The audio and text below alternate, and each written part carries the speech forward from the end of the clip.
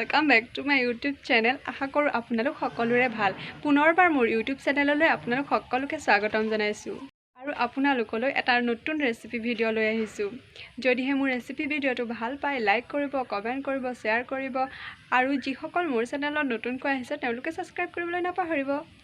ফ্ৰেণ্ডসকল, আজি বনাবলৈ লোৱা ৰেচিপিটো হৈছে কলপচলাৰ শুকান ভাজি। আৰু মই কলপচলাখিনি এনেদৰে গোল গোলকৈ কাটি লৈছোঁ আৰু এটা ব্লেন্ডাৰত মই এই কলপচলাখিনি ভালদৰে পিচি লম।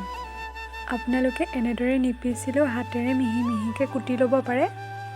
ব্লেন্ডাৰত পিচিলে যিহেতু সহজ হ'ব সেইবাবে মই পিচি লৈছোঁ ব্লেন্ডাৰত। মই এনেদৰে ভালদৰে মিহিকৈ পিচি ল'লোঁ আৰু আপোনালোকে পিচিও ল'ব পাৰে, কুটিও ল'ব পাৰে, ইমানটো মিহি কৰিলেই হ'ব।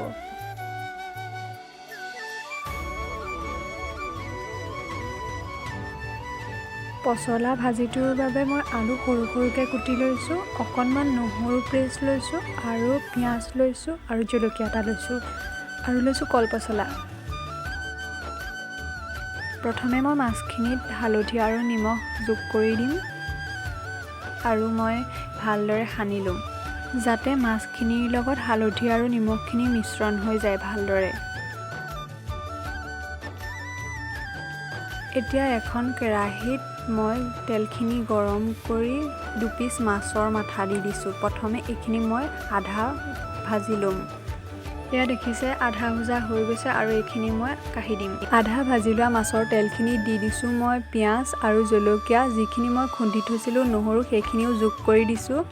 তেতিয়া মই কেঁচা পিঁয়াজৰ গোন্ধটো যোৱালৈকে ভাজি ল'ম। এয়া দেখিছে মোৰ পিঁয়াজখিনি ভজা হৈ গৈছে। ইয়াতে মই যোগ কৰিছোঁ যিখিনি কলপচলা পিচি লৈছিলোঁ সেইখিনি।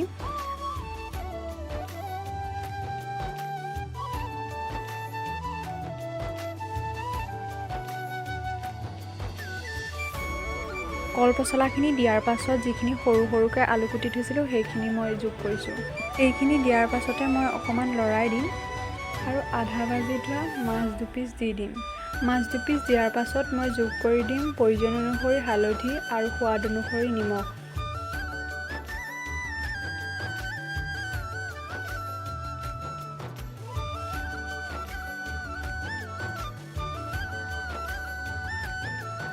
এতিয়া অকণমান দেৰি ভজাৰ পাছত মই ঢাকোন মাৰি ভালদৰে সিজাই ল'ম।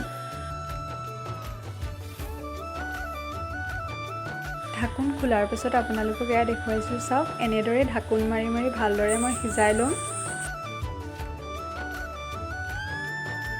এয়া মোৰ সিজোৱা হৈ গৈছে আৰু খাবলৈ যে সঁচাই কৈছোঁ কিমান যে টেষ্টি হৈছিল। মোৰ যদি ৰেচিপিটো চাই ভাল পালে তেনেহ'লে আপোনালোকেও ট্ৰাই কৰি চাবচোন।